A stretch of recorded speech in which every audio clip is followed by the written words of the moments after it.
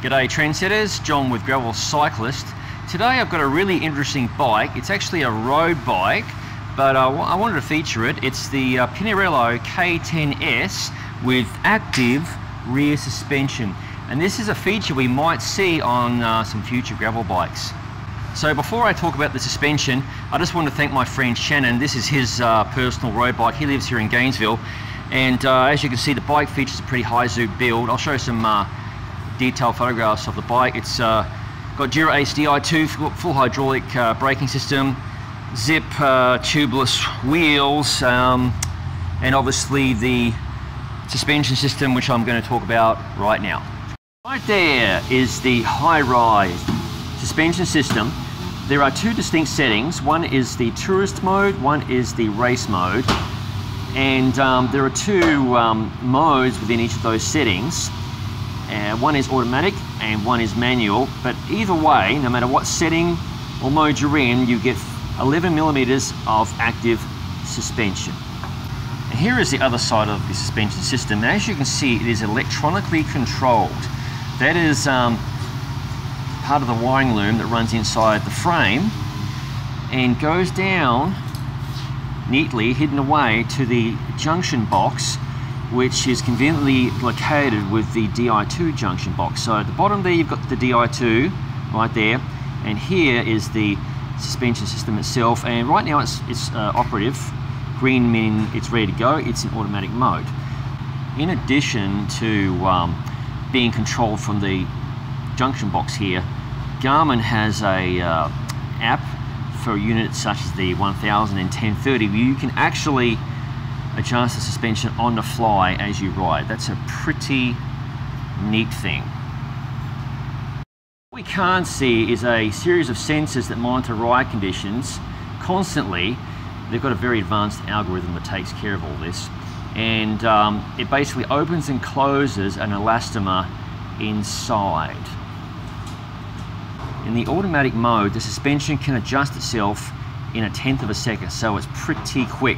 And there's also multiple elastomers available for different rider weights, etc. So the brains of the HiRide unit reside inside the seat tube of this Pinarello K10S, right down near the bottle cage.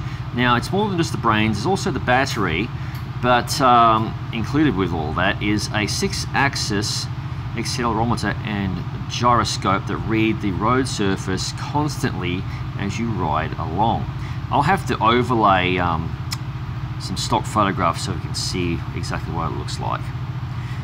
And just up here, you've got the Di2 battery, which powers the bike's electronic shifting system inside the Pinarello seat post. Here's another close-up of the junction box area on the Pinarello. So up top you've got the shock controls, and there's a little flap there that lifts away, and that is where you charge the system. And as you can see right there, that's the Di2, and that is the shock control right there.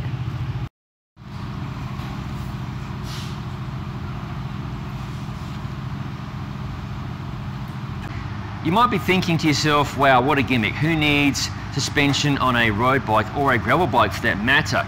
Well, it's personal choice, obviously, but Team Sky raced the K10S by Pinarello at this year's Paris-Roubaix. So it's been race proven, and the bike's owner, Shannon, he informed me that it takes a nice little bit of buzz off the back end of the bike. And incidentally, he runs it in tourist mode, so the suspension system is more active.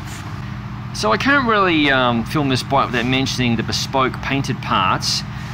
Shannon happens to be a automobile repainting expert. He's been doing this for quite some time. So he's painted the bars, the stem, the spacers, and I'm going to film the back side of the brake rotors here. He's done both sides of the brake rotors, and also further details include painting onto the cranks themselves. And here's the front side of the rotor. Very tasty indeed. And there we have the rear rotor. And observant types will notice he's running 140 millimeters front and rear. This concludes the video. thank you for watching. If you haven't already, please subscribe to the Gravel Cyclist YouTube channel. I'll see you in the next video.